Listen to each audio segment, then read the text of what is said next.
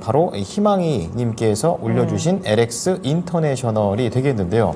이 종목을 37,500원에 매수를 하셔가지고 지금 손실 보고 계세요. 오늘도 밋밋하게 움직이는 그런 흐름들이 나와주고 있는데요. 지금 비중이 한 10%입니다. 답답하시죠? 매수가 언제쯤 도달할까요? 저때 막 올라갈 때 사셔가지고 그 이후에 바닥 한번 찍는 거 버티시다가 지금 올라왔는데 횡보입니다. 더 가야 되는데 횡보예요. 그러니까 답답하실 거 아닙니까? 이제 새해가 되면서 상사주도 좀 날아오를 수 있을 것인지 좀 알아보도록 하겠습니다. 대표님, 날아오를까요? 상사주들과 물류들이 지금 흐름이 썩 좋지는 못하죠. 그렇군요. 네. 이 새해 같은 경우에도 상사나 물류주들보다는 아무래도 해운주들이 먼저 움직임이 나오지 않을까라는 점을 말씀을 드릴 텐데요.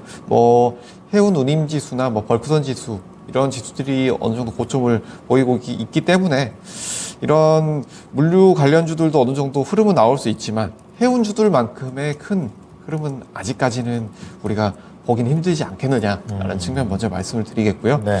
그 점은 상당히 아쉬운 부분이지만 이 종합물류회사 측면에서 봤을 때는 아무래도 이 경기 회복 측면이 어느 정도 되느냐 이 여부가 가장 관건으로 보일 텐데요. 네. 아무래도 이런 종합무역상사 같은 경우에는 이제 통관이나 국제특송, 항공운송 이런 운송 부분에 있어서 물류량이 늘어나게 되려면 해외적으로 경기가 살아나야 되는 부분 이 부분이 굉장히 중요하기 때문에 중국이나 미국 그리고 우리나라까지 이런 경기가 어느 정도 살아나야 된다라는 부분을 말씀을 드릴 텐데 네. 지금 지표들을 살펴보게 되면 내년 금리 인하 세 차례 정도 예상을 하고 있는 부분은 있지만 아직까지 지표들은 그렇게 드라마틱하게 좋게 나오고 있지는 않은 부분이 있기 때문에 이게 바로 좋아지는 않을 가능성이 높다라는 측면에서 이런 종합 상사적인 측면 그리고 종합 물류 회사적인 측면 이 양쪽 모두 단기적으로는 큰 이슈나 모멘텀을 가져오기는 쉽지 않은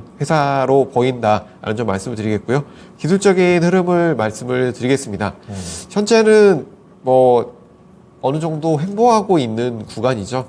이렇게 거래대금이 크게 띄운 이후에 다시 크게 하락하진 않았지만 어느 정도 추가로 꾸준히 횡보하고 있는 모습이고요. 여기에서 단기 상승 이후에 오늘 연말 대부분 중소형주 같은 경우에는 눌리는 흐름이 많이 나왔기 때문에 네. 이 구간에서 이 29,000원 라인에서는 크게 밀리지 않을 것으로 보입니다. 이 구간에서 손절가는 28,000원대 잡아드리도록 하겠고요.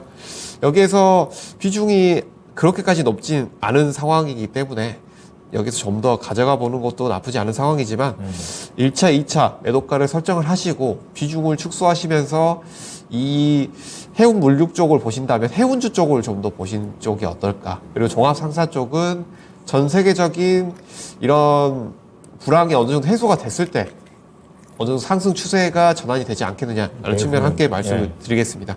여기에서 손절가는 28,000원. 네, 28,000원 제시해 드리도록 하겠고요. 1차 목표가 32,000원, 그리고 2차 목표가 38,000원 제시해 드리도록 하겠습니다. 네, 업황이 그냥 별로네요. 우선은 좀 경기가 살아나는 쪽으로 가야지 간다는 거니까 지금은 약간 또 침체에 대한 우려도 있어요. 그래서 손절가 28,000원, 그리고 목표가 32,000원, 38,000원 제시해 드리겠습니다. 네.